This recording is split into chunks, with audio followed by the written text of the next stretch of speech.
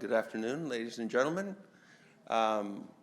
First, I want to welcome you all, and also a little bit retrospective. I started this company I'm Jeff Miller. I'm the CEO and founder of Invivoscribe. I founded this company actually 28 years ago at AMP with a poster. So it's nice to see how we've grown and our team has evolved and our products have evolved, and we very much appreciate the traction and embrace that we've seen from the community. So thank you all very much for that. And I want to say thanks to our team over these years. A lot of them are still with us 18, 20, 24 years, so that's really gratifying. So it's great. So I'll introduce our speakers. The first speaker is Dr. Bevan Tandon, and he'll be speaking on the utility of NGS lymphotract assays for clonality assessment in B-cell and T-cell NLS and IVGH somatic hypermutation status in CLL and SLL. So Dr. Tandon is a good friend and has been a colleague and someone who's been using our assays for over a decade, I think. He's currently the Chief Medical Officer at siParadigm, Diagnostics, Hematophathology-focused private reference lab in northern New Jersey. Prior to his current role, he served as Director of Cancer Genomics at BioReference Laboratories. And he's been practicing clinical hematopathology and molecular pathology for close to 10 years, and is subspecialty certified by the American Board of Pathology in both hematopathology and molecular genetic pathology. His training in hematopathology was conducted in 2012 at the University of Pittsburgh School of Medicine under the guidance of WHO lead author Dr. Stephen Swerdlow. His molecular genetic pathology fellowship was subsequently completed at Washington University, St. Louis. And Dr. Tandon's primary interests are all aspects of routine clinical hematopathology practice, molecular oncology test development, and clinically relevant applications of next-generation sequencing and advanced molecular diagnostic testing for hematologic neoplasms and solid tumors. So welcome, Dr. Tandon. Look forward to your talk. Well, thank you, Jeff, for that kind introduction. It's really gratifying and a great privilege to be able to present here at AMP. And I'll look forward, if we don't get through all of the questions and answers here in the session, please feel free to reach me after the talk, and I'll stick around and we'll be able to interact and get to know each other, and I'll be happy to answer any questions after the discussion today. But I'll be talking about my experience with the lymphotract assays and specifically focusing on the utility of NGS lymphotract for clonality assessment in B-cell and T-cell non-Hodgkin lymphomas and IGHV somatic hypermutation status evaluation in CLL, SLL.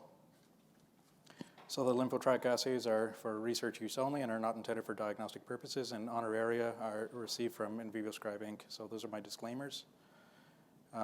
So the first part of the discussion, I'll talk about evaluation of clonality in mature B-cell and T-cell non-Hodgkin lymphomas, leukemias, and then, as I mentioned, IGHV somatic hypermutation status in CLL, SLL. But just some very basic orientation. Lymphoid malignancies are characteristically harbor unique B-cell and T-cell receptor gene rearrangements. IGH and TCR loci consist of somatically rearranged VDJ DNA segments distributed across chromosomes 14 for IGH and TCR and chromosome 7. I don't need to go into deep into the science on it, but as you know, the VDJ recombination events are unique and that are responsible for underlying the antigenic immune receptor specificity. And we can capitalize on the high degree of polymorphism for these IGH and TCR sequences by looking at indexed DNA sequences correspondent to functional IGH and TCR gene rearrangements in order to identify lymphoid populations of interest. So if you draw your attention to the schematic at the lower left, if we have a polyclonal versus an oligoclonal versus a monoclonal cellular admixture, we can look at the different sequences for IGH and TCR by traditional capillary electrophoresis in a polyclonal admixture. We should see for B cells or T cells a Gaussian bell curve distribution corresponding to a range of fragment lengths from amplified IGH or TCR segments.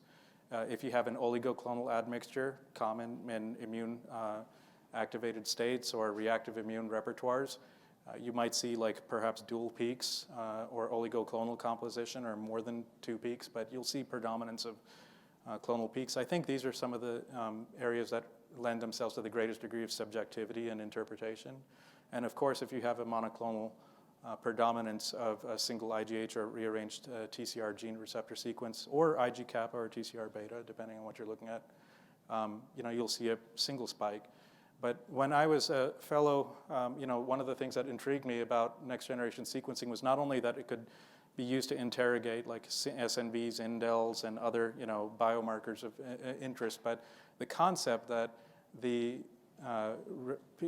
area under the curve or the peak height on a capillary electropherogram could be considered as analogous to the variant allele frequency for detected sequences was very interesting to me. So it became apparent to me very quickly that looking at the variant allele frequencies that you can infer clonality from the predominance of individual sequences. But unlike capillary electrophoresis, where we're doing size separation, where you might have multiple sequences at similar fragment lengths, and hence you can have some non-specificity in your fragment length analysis, NGS lends itself to single nucleotide specificity and resolution. So although individual gene sequences that are somatically rearranged might show like unique sequences but same lengths, NGS could delineate those specifically. So there's a variety of applications that once you infer the clonotypic index sequences, you can infer clonality.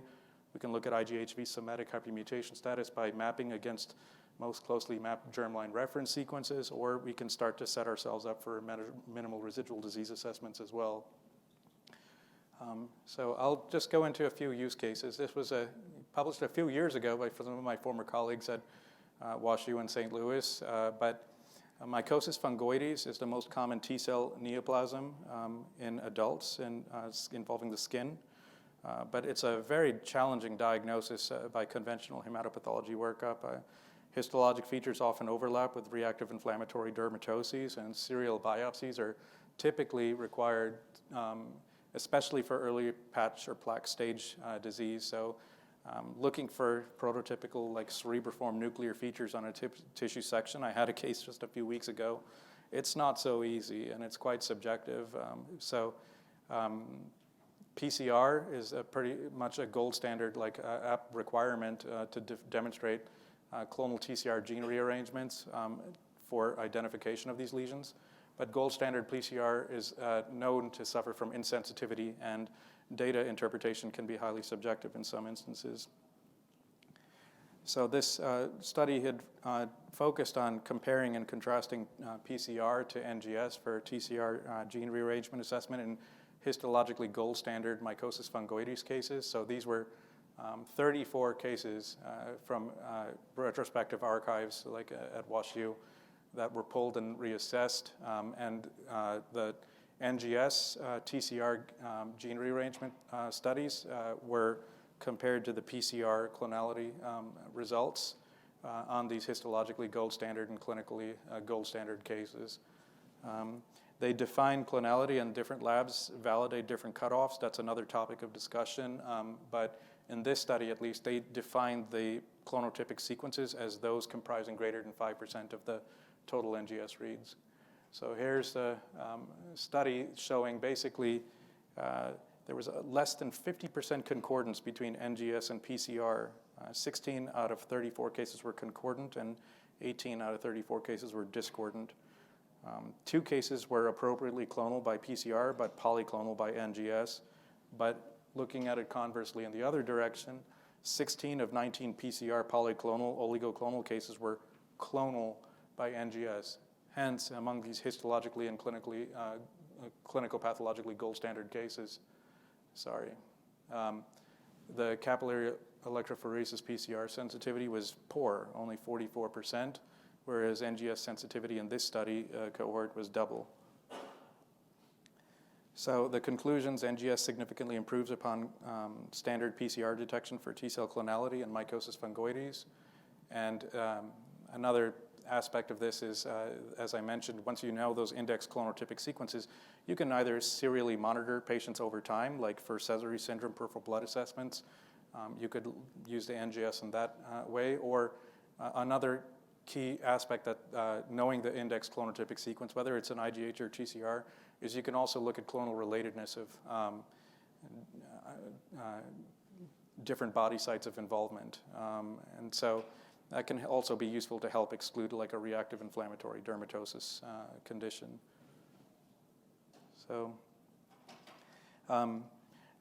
based on, looking at some of the utility of like a NGS for clonality, actually several years ago I had I had a poster, so I'll show some of the data from at this meeting. So I'll show some of the data from that poster essentially. So B-cell clonality assessment is an important test in routine hematopathology practice, particularly when morphology or other ancillary testing results are suspicious but indeterminate for malignancy. So PCR is a widely utilized standard methodology. I'm sure many people are familiar with the Eurobiomed 2 primer set that's ubiquitously applied in the industry. But optimal testing approaches incorporating NGS are still remain to be completely standardized and adopted widespread in our field. There's several posters at the at the conference this year that I would urge you to take a look on these topics as well from other institutions. But several years ago, I had looked at approximately 20 cases of different infiltrates, different diagnoses. I mean, ranging from reactive admixtures, PTLDs, hairy cell leukemia, or Castleman lymphadenopathy, et cetera. And I was interested to see how the NGS results would compare to PCR results. Essentially, we had 20 out of 21 case concordant results in this study. 95% of cases were concordant between PCR and NGS. When we looked at clonality, we defined clonality in that study as a ratio. There's a nice little, it's how I look at it, is at least if there's a greater than 3-to-1 ratio between the first and third most predominant IGH sequences, that's how I define B-cell clonality in this cohort in order to accommodate and account for potential biallelic biclonal rearrangements. So in this study, at least 20 out of 21 were concordant, but what was the one case that was discordant? So this was actually a pretty dramatic presentation where the patient had, or the individual had a ocular globe proptosis. It was a pretty dramatic presentation, and head and neck lesions, especially for atypical lymphoid infiltrates and B cells, will predict for marginal zone lymphomas. So in this study, with that kind of clinical presentation, people would think about like a lacrimal glandular dacrocystitis or some inflammatory condition, but if the globe is protruding from the socket, it also is very worrisome for a marginal zone lymphoma because it's a head and neck lesion. I don't have all the morphology, but suffice it to say, basically, there was like a dense B-cell infiltrate. In those, what we typically will do is we'll also look for evidence of plasmacytic differentiation, and I remember distinctly like how equivocal and difficult to interpret because it was a very scant, tissue fragment to look for evidence of monoclonal plasmacytic differentiation, and it wasn't identified in this particular case. And our conventional IGH and IG-kappa PCR gene rearrangement studies were negative, and the flow cytometry was also negative for monoclonal B-cell infiltrate. But I remember when I looked at the case, it was like a very dense B-cell infiltrate. And with that clinical presentation, I'm still thinking like this is a marginal zone lymphoma until proven otherwise. So here's the original capillary electropherogram results. On the left side is the framework 3, and on the right side are the framework 1 peak. That green peak corresponds to the internal control peak height, but the lymphotract results are shown at the bottom insets. And what I'll draw your attention to specifically is, these green bars are corresponding to predominant unique IGH rearranged sequences.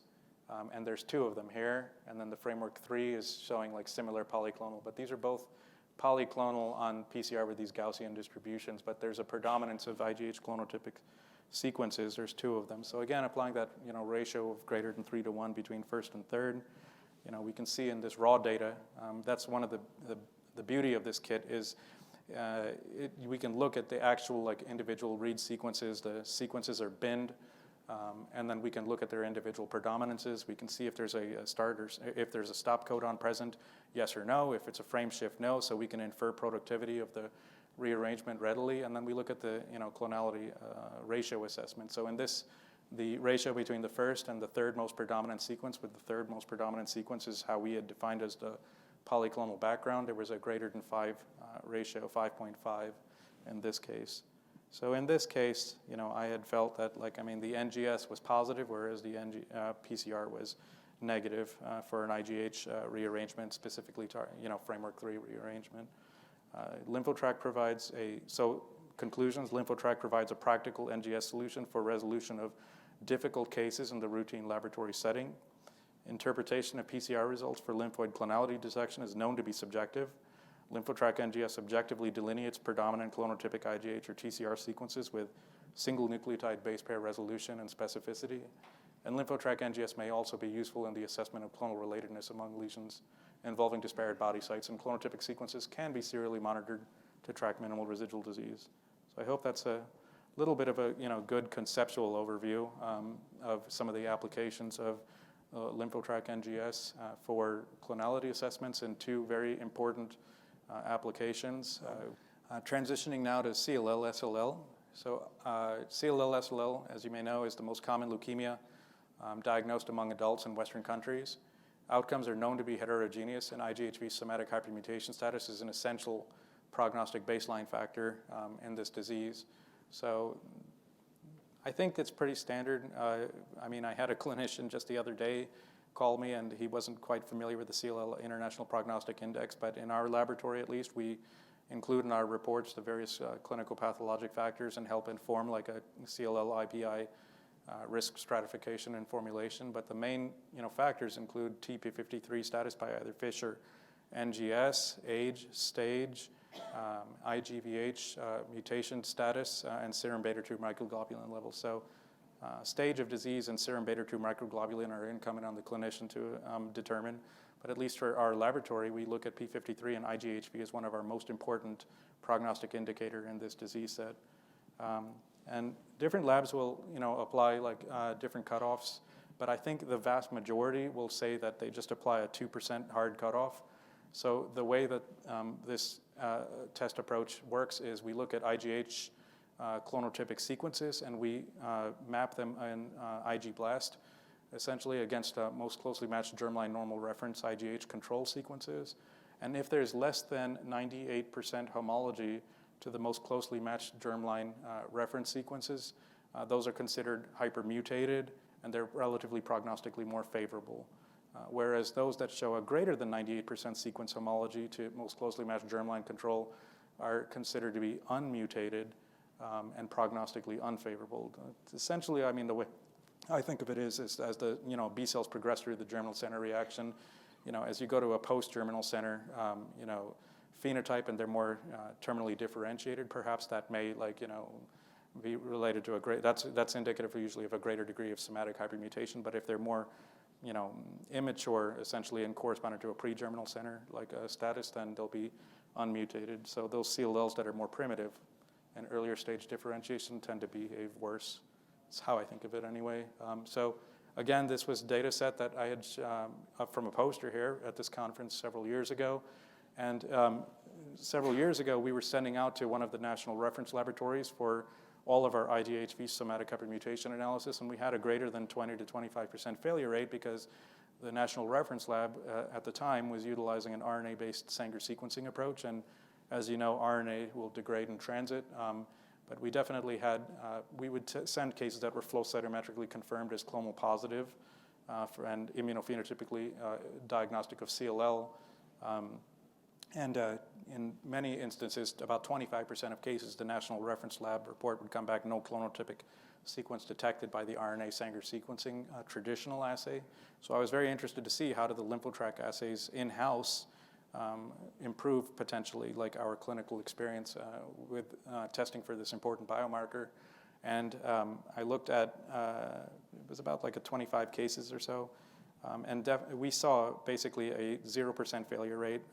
We were able to extract from our archival samples DNA, and we were able to compare results. So aside from like a 25% discordance rate between no clonal population detected and clonal population successfully detected as expected with the in-house lymphotrack assays, otherwise the VJ profiles and the mutation rates were essentially correspondent.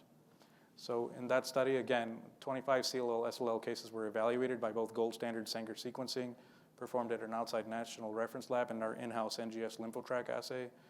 Sanger sequencing failed to detect a clonal population in 5 out of 25 cases, whereas NGS detected clonal populations in all 25 cases studied. Lymphotrack NGS also demonstrated 100% concordance with Sanger sequencing PCR results among the 20 evaluable cases, where Sanger sequencing RNA PCR did not fail to detect a clonal population. And the Sanger sequencing also typically has a minimum input requirement of 15 to 20% tumor cellularity, whereas the NGS lymphotrack at that time was detectable like clonal populations down to 3%.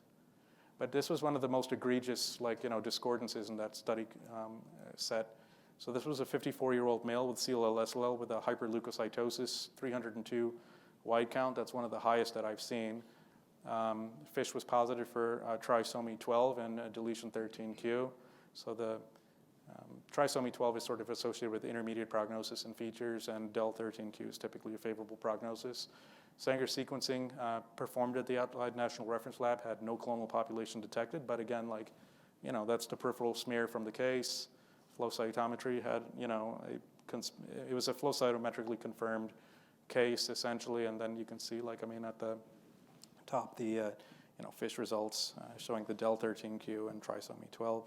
But in this case, NGS had demonstrated a clonotypic IGH rearranged sequence with 100% sequence homology to most closely matched germline reference control.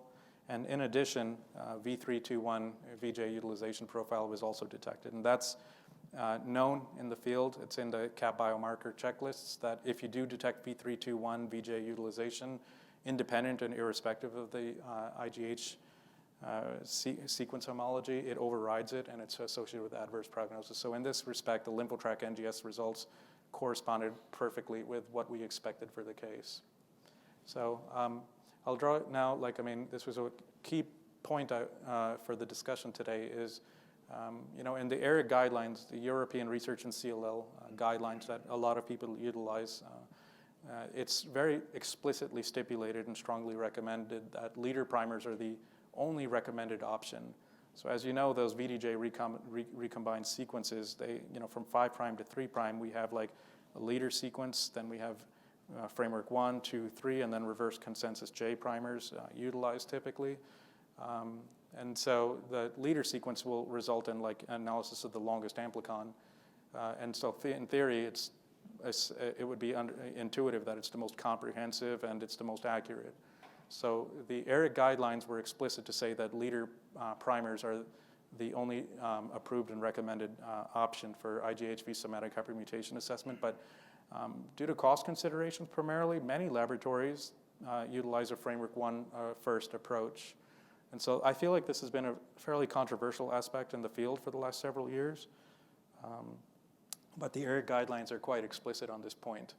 5' leader is the recommended option. Framework 1, 2, and 3' are not acceptable. That's from the guideline. There was a very important study. This is the largest study of its kind that was recently published this year, several months ago in the Journal of Molecular Diagnostics from Memorial Sloan Kettering and Maria Arcila's group. And they looked at over 450 cases of IGHV somatic hypermutation in CLL and assessed, what was the utility of this? And I feel like this is the most definitive paper on this topic, and they utilized essentially the lymphotrack NGS primers. And they looked at a variety of questions, but 458 samples of diagnostically confirmed CLL SLL were evaluated. They compared not only framework 1 to leader-based results, but also the results of ion torrent versus Illumina sequencing. And IGVH clonotypes were compared, leader versus framework 1. That's a key part of the study. So it's a very dense paper. I do encourage everybody who's interested in the topic to read on it. But among the validation set samples, 423, this is just basically what I wanted to convey for our discussion today, that there was in their study cohort no statistically significant differences in mutation rates when binned looking at leader versus framework 1 primers based NGS lymphotract results. So that's a very important conclusion from the paper that's in stark contrast to the ERIC guidelines recommendations. It's known that PCR-based methods for IGHV somatic hypermutation analysis have been reported, at least this is what's stated in the paper, approximately 85% success rate for detection of productive clonotypic rearrangements, whereas in this study, the success rate using the NGS lymphotract averaged 97%, confirming the technical superiority of NGS over traditional approaches. And then comparable results can be obtained using Framework 1, primers by PGM and Illumina-based chemistries. So I had a topic, I had a poster, this is just from last year at this meeting. This was the poster that I had presented with my former colleagues at BioReference, and we looked at data set and the comparative utility of leader-targeted NGS versus Framework 1 targeted NGS for IGHV. And in that study, at least, we looked at about 50 cases sequenced by both LymphoTrack and Framework 1. This is nowhere near the 458 from the MSKCC paper, but nevertheless, in our study, we had only very subtle distinctions in mutation rates and VJ utilization profiles among 5 out of 50 cases. But if we apply just a hard cutoff and we eliminate a 2 to 3% borderline gray zone, and we just say greater than 2% mutation rate is hypermutated, prognostically favorable, less than 2% mutation rate is unmutated and prognostically unfavorable. In that study then, 49 out of 50 cases showed categorical concordance. And then another aspect, I didn't show the poster, but a few years ago I also had a similar, at this presentation on comparing specifically the ion torrent PGM results to Illumina MiSeq based results, because the thought process has been, I'm sure many of us here in the audience utilize Thermo Fisher based NGS chemistry in our laboratories. It has been thought that it's associated with an intrinsically higher error rate in individual base calling. So if we're looking at something where we're looking for very precisely defined mutation rates, it was very important to say, is the semiconductor NGS based results less accurate for this particular application compared to Illumina MiSeq results? And in this study, looking at MiSeq versus PGM results among internal data set, 30 cases. I only had one case that basically showed 2.2% mutation rate with the ion PGM sequencing, and actually was on the ion S5. And then Illumina MiSeq showed a 1.69% mutation rate, but otherwise the VJ utilization profiles were relatively similar for the predominant clonotypic sequence. So in summary, LymphoTrack NGS confers significant advantages over traditional methodologies. NGS may show improved sensitivity and detection of clonal populations. DNA is an acceptable sample substrate for IGHV somatic hypermutation analysis, eliminating practical constraints typically associated with RNA Sanger sequencing PCR-based testing. This is probably a sub-bullet. Redraw may not be necessary in setting of late requests for add-on testing. The longest I've ever been able to go out was a month out. A clinician would say, oh, I forgot to add it on the requisition. Sorry about that. And then we just say, well, I'll tell you what. Because we do NGS, let's give it a try, and we will be judicious and not auto-reject sample. And I've gotten technically adequate results on samples 1 month out from collection. NGS significantly streamlines laboratory workflows. The 3-day reporting is feasible. Assay hands-on time can be minimized. It's one of the easiest to operate NGS library preps on the market for the LymphoTrack assays, and we can batch multiplex sample analyses to facilitate significant reductions in cost and labor. And another aspect of this that I would like to highlight that I didn't talk about in the preceding slides as much as the beauty of this approach is you can not only multiplex together multiple samples in batch for IGHV, whether it's leader or Framework 1, but you can also offset your flow cell costs. For example, if you multiplex together TCR gamma, TCR beta, IgH, and IG kappa clonality studies on same runs on same instruments. And so that can definitely dramatically minimize the turnaround times and the individual per sample costs. And that's something we're planning to do in our laboratory. So LymphoTrack NGS provides a robust NGS solution for clonality detection in B-cell and T-cell lymphoid malignancies. And contrary to the international ERIC recommendations, Framework 1 targeted analysis may be technically adequate and sufficient for IGHV somatic hypermutation analysis and reporting in CLL, SLL, irrespective of the NGS platform approach, semiconductor-based NGS on Thermo Fisher platforms versus Illumina sequencing. So with that, I'll stop and turn it over to my colleague, Dr. Willis. Thank you. Our next speaker is Dr. Jason Willis. He'll be speaking on the current state of MRD testing for AML, the evolving role of measurable residual disease. Dr. Willis is currently lead hematopathologist at LabPMM, which is a wholly owned subsidiary of Invivoscribe, global technology-driven cancer diagnostics company, where his current focus is molecular flow cytometry. Prior to current role, he served as hematopathologist at Maripath, Texas, and Medical City, Dallas, and before that, he was a physician at UT Southwestern Medical Center and Parkland Hospital. Dr. Willis has been practicing clinical hematopathology for over 10 years. His training in hematopathology was conducted from 2002 to 2006 at UT Southwestern Medical Center, where he also obtained his doctorate. Thank you, Jeff. So one important point, I'm a flow cytometrist, not a molecular pathologist. So, but even I get excited about some of the things that I'm going to talk about, especially at the end here. So let me see, Okay, so I mean, my disclosure is that I'm an employee of LabPMM, which is owned by Invivoscribe. Also, I'll be talking about like some CAP-CLIA certified laboratory test services that we offer, as well as a little bit about some RUO kits that pertain to some of this testing as well. And then finally, unlike Dr. Tandon, none of this data is mine, and none of these figures are mine. These are all cited from journal sources and talks and abstracts and presentations. So this is us, and I'm not going to spend too long discussing this. We'll talk about this at the very end if there is time. But basically, I wanted to talk about three things, three main points that I want to hit.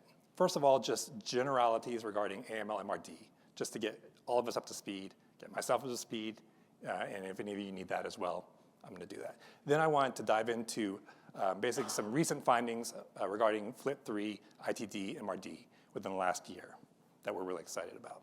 And then finally, just talk about kind of the breadth of services and kits that we offer at LabPMM and Invivoscribe, if there's time. So,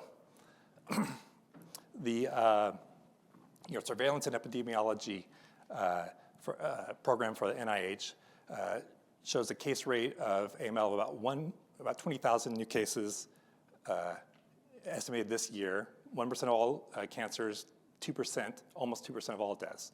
The figure I really wanted to highlight is that the 5-year relative survival rate of AML is still relatively low, in the 30s. Some sources say 20, high 20s, some say low 30s. So we still got a lot of ground to catch up on related to in regard to some other hematolymphoid malignancies. In the 2021 update, ELN MRD update, these are some of the points that are made about it. First of all, instead of minimal residual disease, we talk about measurable residual disease. And that's important because positive and negative results refer to detection of, biomarkers, but not necessarily, that doesn't necessarily equate to relapse risk. So positive MRD may not equal relapse, and negative MRD may not equal disease eradication. And it's important just to highlight that, when we're talking about measurable residual disease, we're always need to be cognizant of the context. These are assay-specific, even laboratory-specific, disease state-specific, time points, are all important points to consider. So 2017, ELN guidelines started incorporating, MRD into the clinical remission criteria. So, in addition to the usual suspects, there was a new category, a complete remission without minimal residual disease, or CR-MRD negative. And then in 2022, the update expanded that further and basically just broke out several different types of clinical complete remission with MRD negative. NCCN guidelines talk about MRD in similar terms. I like the quote that they have at the top saying the role of MRD in prognosis and treatment is evolving, participation in clinical trials is encouraged. They talk briefly about some of the different technologies and just highlight, that MRD studies should be performed on the dedicated first pool of bone marrow, although in some instances, peripheral blood is acceptable. But that the timing and the use of MRD studies is still up in the air. There's still, a variety of time points when, it can be considered, but there's no hard and fast rules about that they wanted to go into details with. So what makes a good biomarker for MRD? Disease specific, right? Obviously, we wanted to test for the disease and not for something else, like some underlying condition. Stable over time, something that is going to be there when the patient has disease, and it's not when they don't. And then if it comes back, if it relapses, then it's there again. So associated relapse is the same thing. And then ideally, it'll have directed treatments, some target that clinicians can go after. What makes a good test for MRD? Obviously, sensitive and specific tests, that's reproducible, that's standardized, that's accessible, that's there when the clinicians need it, at the time points they need it for treatment of their patients. Also, timely, right? A lot of these decisions need to be made sooner rather than later in AML. So clinicians need the results, as soon as possible in many cases to decide what the next course of treatment is. There's difficulties with MRD and AML. I mean, AML is a little bit late to the game compared to some other hematolymphoid malignancies, and that's because of some of these difficulties. AML is really more of a family diseases rather than one specific unitary disease, right? So there's genetic heterogeneity between patients. One patient with AML is not necessarily the same as the other. There's also heterogeneity within a single patient. At the time of diagnosis, there may be more than one clone and subclones. And over time, as the patient, is exposed to therapies or relapses, the nature of their disease may change. And so that just results in a lot of background noise compared to maybe some of the comparable diseases like CML or ALL. And then there's sampling issues too, which is true of all these diseases, whether blood or bone marrow, extramedullary sites are involved, and then just a lack of methodologic standardization.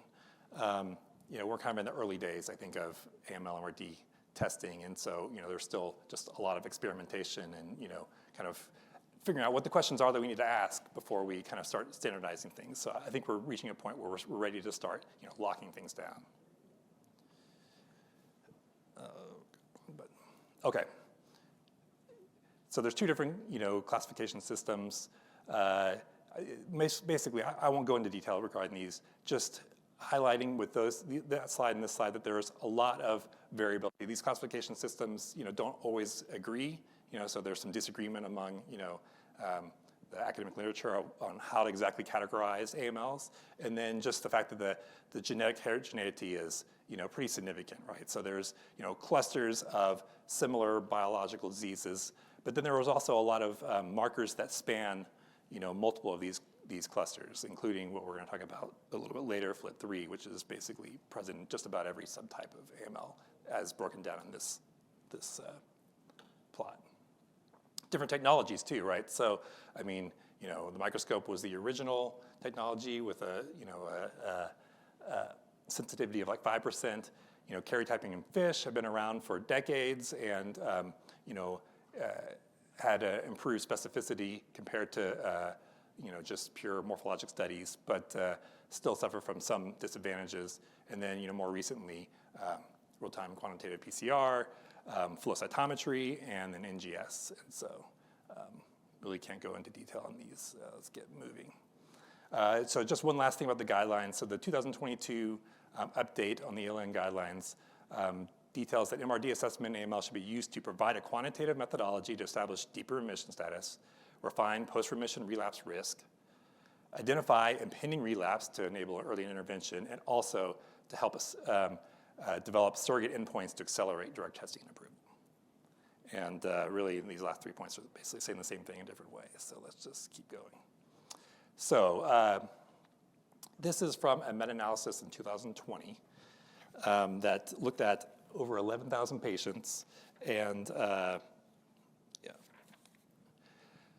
pooled, basically over 11,000 AML patients and, all subtypes, just about all subtypes. I think APL was excluded, and then all, MRD type assays were considered, and basically agnostic to, what the patient, therapy was, what the, MRD testing modality was. You see a very clear separation between patients who had some sort of MRD, negative study at some point during their therapy versus those who had MRD positive. So overall survival and disease-free survival. So significant, separation between those two populations as large groups.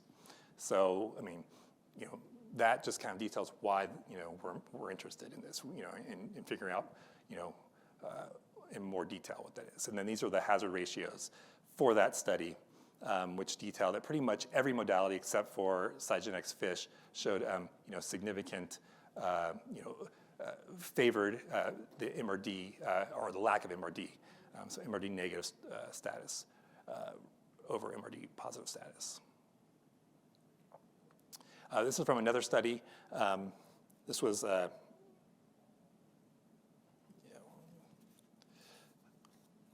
so this was a retrospective study from Germany with 580 patients.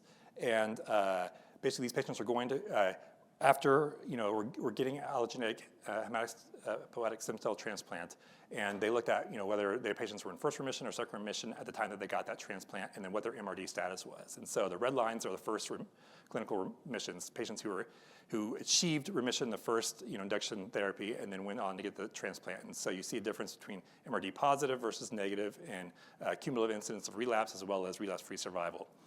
Interestingly, if patients needed a second, induction therapy, you still see that separation, although the patients who are MRD negative actually don't fare quite as well as those in the first, after first CR1.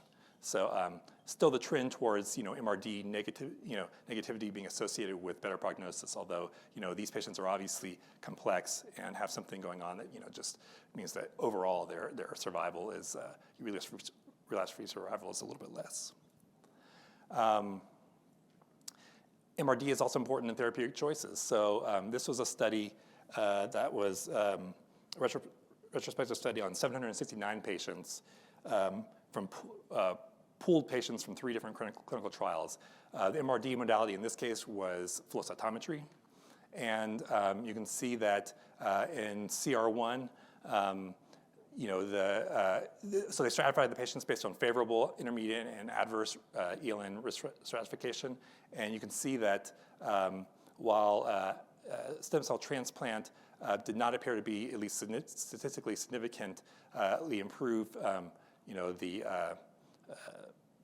in this case, the risk for patients in the favorable group or in the intermediate group with MRD negative status, and in the intermediate group with MRD positive status, patients who subsequently went on to get a transplant did, had a better risk score. And so, this highlights that a point where, MRD can result in a therapeutic intervention or decision point, right? So a clinician has a patient in an intermediate risk group. They get them into complete remission after the first induction therapy, and then they're trying to decide, do I send that patient to transplant, or do we keep, watching or do some additional consolidation? And, this would seem to suggest that, based on the risk stratification profile, you may or may not want to do that. And then, MRD status helps to inform that. Similar over here, I think, in the C2, but with slightly different numbers. So that's kind of the basic overview. And where am I in time? Okay. So NPM1, was an early candidate for MRD studies in AML. Why? Because it's pretty ubiquitous. 33% or more of AMLs, have mutated NPM1 status. Also, it's associated with normal karyotypes, so these are patients that were otherwise harder to risk stratify under older systems. It's ubiquitous among clones. It tends to be an early event in leukemogenesis rather than a late event. And so you see it kind of in all the subclones rather than just a subset of them. And it tends to stay at relapse. So when the patient relapses, if they're NPM1 mutated, they tend to be NPM1 mutated. It's also not so early that it's really associated with clonal hematopoiesis. So, this is really, NPM1 is a marker that's associated with leukemia rather than just, background MDS or clonal hematopoiesis or aging in general, right? In transposition, FLT3, while also relatively common, is thought to be a later event in leukemogenesis overall. And so it oftentimes might present in just subclones or subsets of the patient's entire disease. And at least initial studies showed that there was a relatively high loss of mutation at relapse or gain of the mutation at relapse in patients who were not FLT3 mutated, at least in initial data. And then there can also be a change in the actual specific, in this case, ITD signature. And just to highlight this, this is from a study that basically was taking NPM1 patients. It's a little biased. You can see that the top bars are diagnosis, and the bottom bars of each marker are relapse. And so, nearly every patient that was NPM1 mutated at diagnosis, when they subsequently relapsed, also showed it, except for the 5% were negative. As opposed to FLT3, where there was some mixing here, right? So there were patients who had FLT3 mutated at diagnosis but not at relapse, and then some who didn't have it at diagnosis and showed it in relapse, right? So it's data like this that suggested to people kind of early on that maybe FLT3 wasn't kind of a primary target for MRD testing initially, right? I mean, you'll see if you look at some of the early guidelines, there's not really too much mention of it. However, we all know and love FLT3 for its prognostic significance at diagnosis, right? So we've known for over 25 years that FLT3 mutated status is associated with a much worse prognosis and a much higher risk of relapse, regardless of basically any other status in the patient. And so this is Invivoscribe was a leader in FLT3 testing. Early on, right? So, this is the, initially it was laboratory services testing provided at LabPMM, and then later, development of the Lucastrat CDX FLT3 mutation assay, which, we won't go into detail here, except there's, you quantify, or you purify DNA, you enrich for the sequences that you're looking for. So for exons 13 or 14, 15, ITD sequences, as well as the mutation sites for TKD, and then you you do fragment analysis via capillary electrophoresis to see if you can identify ITD as well as any TKD mutations, right? So and FLT3 has been basically is a CDX assay for 3 different pharmaceuticals, which all you can. It's probably in the flyers that you've got there. So this was not our test. This is not our assay that was used in this. It was a similar assay to the one that we use. I really just showed this to highlight that this was an assay that looked at basically patients at the point of allogeneic stem cell transplant and looked to see whether their ITD mutations were detected by capillary electrophoresis, which is in red, or by NGS, which is in blue here. And so this is to highlight that at the point of in the days before transplant, a large number of patients of this cohort of 104 patients showed basically no mutation by traditional capillary electrophoresis, but by NGS mutations showed very small clones, FLT3 positive clones. So. And then, basically there was a dose, when you tracked out the relapse risk and the overall survival of these patients, there's a dose-dependent response to this. So the smaller the clone, the better the patients did. The larger the clone, the worse the patients did. But we're talking about clones that were sub 1% clones that were not detectable by traditional methods, but were detectable by NGS assays. So advantages of NGS, not only can you probe multiple variants in one target region, but you can batch specimens, you can multiplex different targets, you can simplify your workflow to allow higher throughput and provides more objective results. So Invivoscribe and LabPMM have a FLT3 ITD MRD assay. And I'm just going to go over some of the characteristics real quick. So this is the linearity study using cell lines, showing a sensitivity at least 5 times 10 to the negative 5.